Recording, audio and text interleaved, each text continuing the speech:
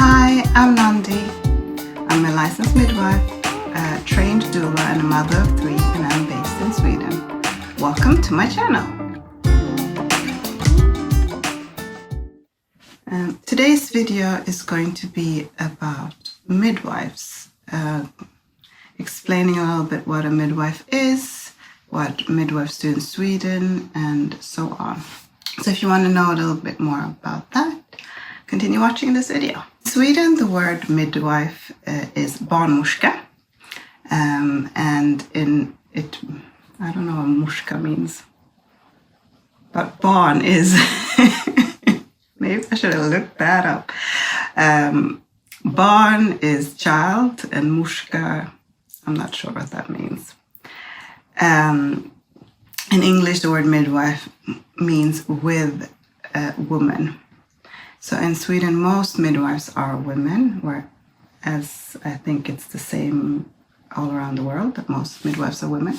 But there are a few male midwives as well, but I don't know how many there are, but very few and far between. To become a midwife in Sweden, you have to have a nursing degree. So you have to be a licensed nurse, which is 3-year university studies and a bachelor's degree. After that, it varies a little bit. Some places you have to have work experience. Other places, I think they have stopped with that. Before you can apply to midwifery studies. And the midwifery studies are an additional 1.5 years of studies in university. So a total of 4.5 years of study. To apply to midwifery, in most places you have to have extra university points. So most people who've only, if they've only studied nursing and then go straight into midwifery, have a hard time getting in. So they need to study extra courses, take extra points before they can actually study midwifery. But that varies also a little across the country, how many points you need to become a midwifery student. So like I said, to become a midwife, you need an additional 1.5 years of studies after your nursing degree. During that time, you need to attend 50 births, or at least 50 births, have 30 hours of contraceptive consultation, and you have to also write a thesis. You also have to write a thesis that is part of the midwifery studies. It's not a master's degree; it's a magister. Uppsats is what you write. So since you're not studying 2 extra years, you're studying 1.5. It's like a smaller thesis than if you would take a master, if you would study for a master's degree. So it's something in between that Sweden has kind of made up.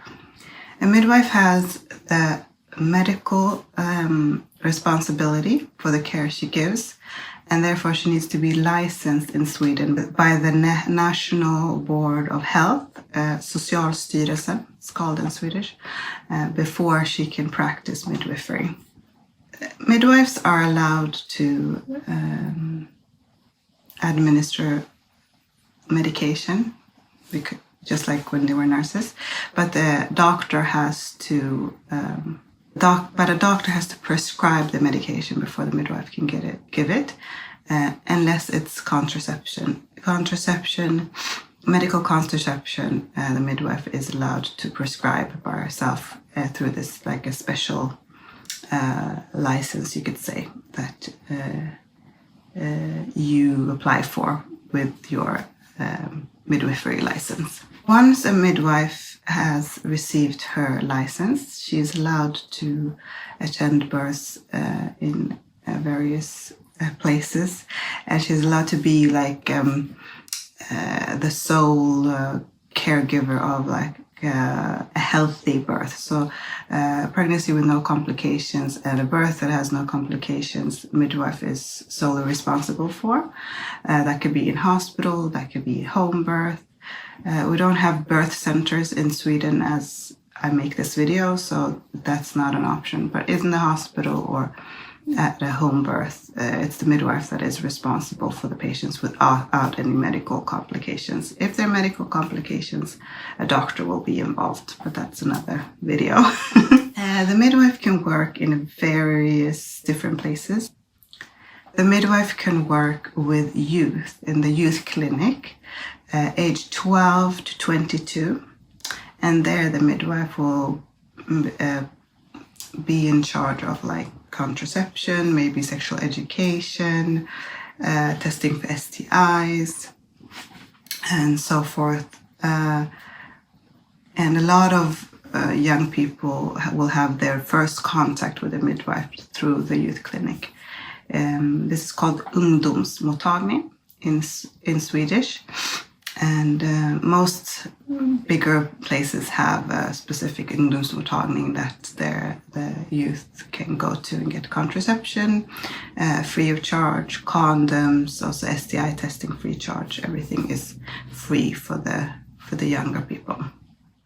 During pregnancy, the pregnant person is cared for by a midwife in prenatal care. In Barnmorska or mödravården, or also sometimes called MVC. That's where the pregnant person will go the entire pregnancy. And usually it's one midwife that follows the pregnant person or the couple. And then the pregnant person will give birth somewhere else with a different midwife. And then the person will come back after for a checkup and maybe also for contraception. Most people in Sweden will associate midwives with the delivery ward, förlossningsavdelningen, where the babies are being born. And of course there are midwives that work there, but also assistant nurses and doctors. But midwives are the ones that care for the pregnant person during a healthy birth, and also will work in a team with a doctor if there's any medical complication. So the midwife is trained in taking care of birth and delivery. After the baby is born, some people will be in maternity care. BB-avdelningen is called in Swedish. Midwives also work there and care for the family postpartum. How this works is a little varies all over the country. Some people go home straight away and can get care in their house. Some go home and need to come back to the hospital, and some stay in the hospital. But mainly it has been midwives that work there in BB. I know in some parts of Sweden there has been a shortage of midwives, and so a lot of nurses also now work with the assistant nurses in BB, in the maternity ward. Of course, there are other places there where you might encounter a midwife. During a sonogram, during pregnancy, for an example, during an abortion, you can encounter a midwife. During different gynecological care. If I have missed anything, you have any other ideas where in Sweden you can encounter a midwife, please leave a comment down below.